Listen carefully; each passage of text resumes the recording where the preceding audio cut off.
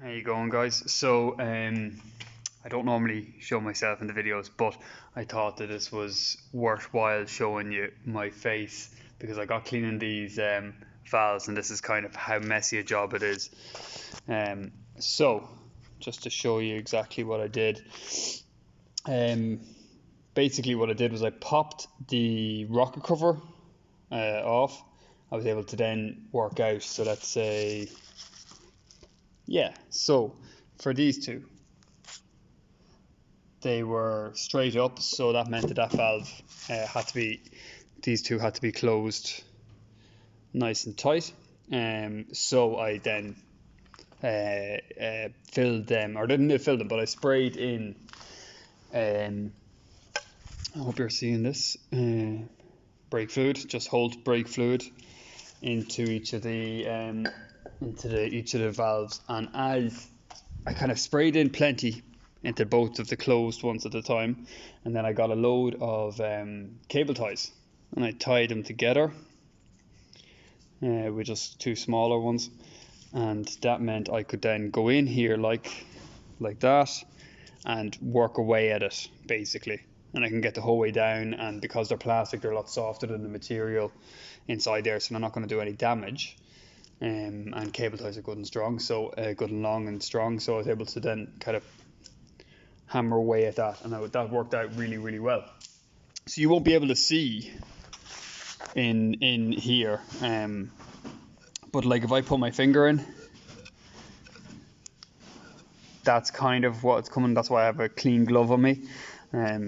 That's kind of what's coming out like, there's no real, like, I can feel the casting, I can feel the rough texture of the casting in there.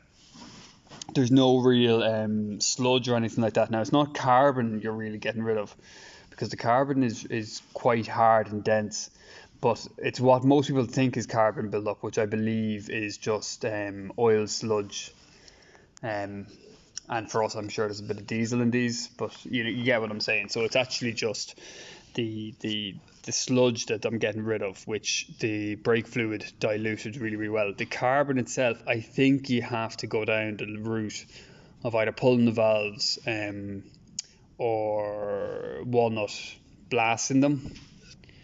And even when I see people do that, I've seen some of the videos are showing up the inside, and you can see that the carbon is still there. They got rid of the sludge essentially. So anyway, I just did that basically all day long, just kept on moving, took this off, kept on moving, and as two lobes would come to their full 12 o'clock position, pull those two, clean it away. I put this on every time just to kind of give myself as good a barrier as possible. Now, being that it's brake fluid, it's going to evaporate anyway. So I think in theory I could have done it without ever even worrying about the valves, because even if it got into the cylinder, as long as I never cocked over the engine or anything like that, in let's say the space of a few days, it would have evaporated anyway. So anyway, that's that one thing. I did have to pull all of these pipes, and that was the biggest job. Believe it or not, pulling these pipes took forever. Because they all broke at the top, and then you had to kind of hook them, and then there were the canvas that goes around those pipes. So those pipes have a canvas sheathing going around them, if you can see that, and it is absolutely terrible. It's fallen apart over the years. So the pipe itself, like you see there, I'm after splitting that just by squeezing it, is brittle and falling apart. But then the canvas sheathing, which I presume was a way of making sure that it all held together under pressure, it's also gone to crap. So I think my gut thing is a bit of fuel hose that size will be sufficient, but maybe it needs that canvas weave to reinforce it. But it's only, I mean, this is only the leak off, or the back, the feedback. So I would have thought there's no real pressure in this, and that normal fuel hole of that diameter would do the job. But maybe you guys can advise. I was just going to run, just basically, I left this one with the pipe with the cap in it. I didn't want to touch that. I just said I'd leave that one alone. I'm only asking for trouble if I start touching that. But anyway, because I'll only have to try and block it up. And basically what it did was all the canvas had leaked, or all the canvas had kind of disintegrated while I was pulling these off, and was in, let's say, the top of the injectors and stuff. So what I did, rather than touch anything, was I got the Hoover, a really good Nilfix Hoover, really strong, and essentially just put it over the entire hole. Hope you're able to see that now, because I can't quite see. Yeah, you are seeing it. And just hoovered it right out. So clean all them. I will have to figure out some system for capping these off while I power wash the engine. There's two possibilities. Obviously, I can just go and put the lines on top and power wash around them here.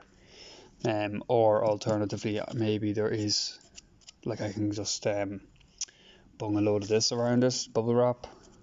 It's hard to know what to do.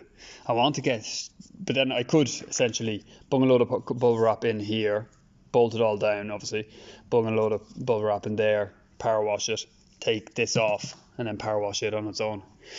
But anyway, that's the best. I think that's the best way to do it. I heard a lot of guys talking about with cleaning the valves, going at it with toothbrushes and stuff like that.